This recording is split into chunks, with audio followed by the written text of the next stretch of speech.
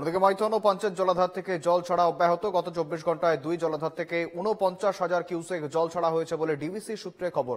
Maithon 21,000 cusec, Panchet 28,000 cusec জল ছাড়া হয়েছে। এর ফলে ফের জলমগ্ন হতে পারে ঘাটাল সহ বিস্তীর্ণ এলাকা।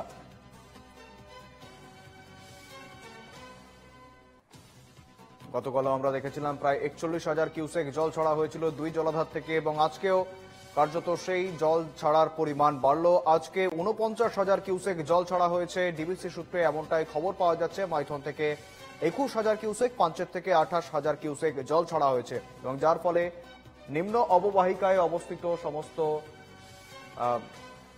বিভিন্ন জায়গা, বিস্তীর্ণ জায়গা রীতিমতো প্লাবিত হতে পারে, আবারও বন্যা পরিস্থিতির অবনতি হতে পারে এমনটা আশঙ্কা করা হচ্ছে।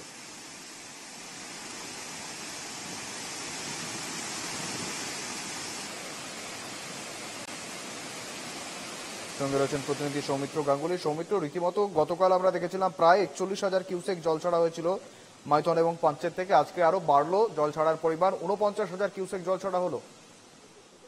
একদমই শুভেন্দুদা, তোমাকে জানাবো যে গতকাল অর্থাৎ বৃহস্পতিবারে ডিবিসি তথ্য অনুযায়ী জেনেছে যে জল ছাড়ার পরিমাণ কিছুটা বাড়ানো হয়েছে মাইথন বা পাঞ্চেত জলাধার থেকে।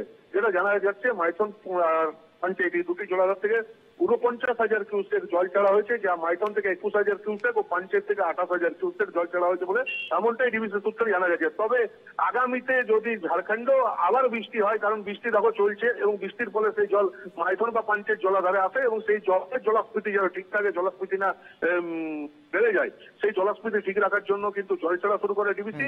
এর ফলে কিন্তু তীরবর্তী এলাকা যে রয়েছে সেগুলিকে সতর্কতা জারি করা হয়েছে। তবে আগামীতেও যদি এইভাবে বৃষ্টি হয় বা জল ছাড়া হয় তাহলে নিম্ন এলাকায় কিন্তু প্লাবিত হওয়ার আশঙ্কা থাকছে। শুভেন্দুদা, একেবারে ধন্যবাদ সৌমিত্র।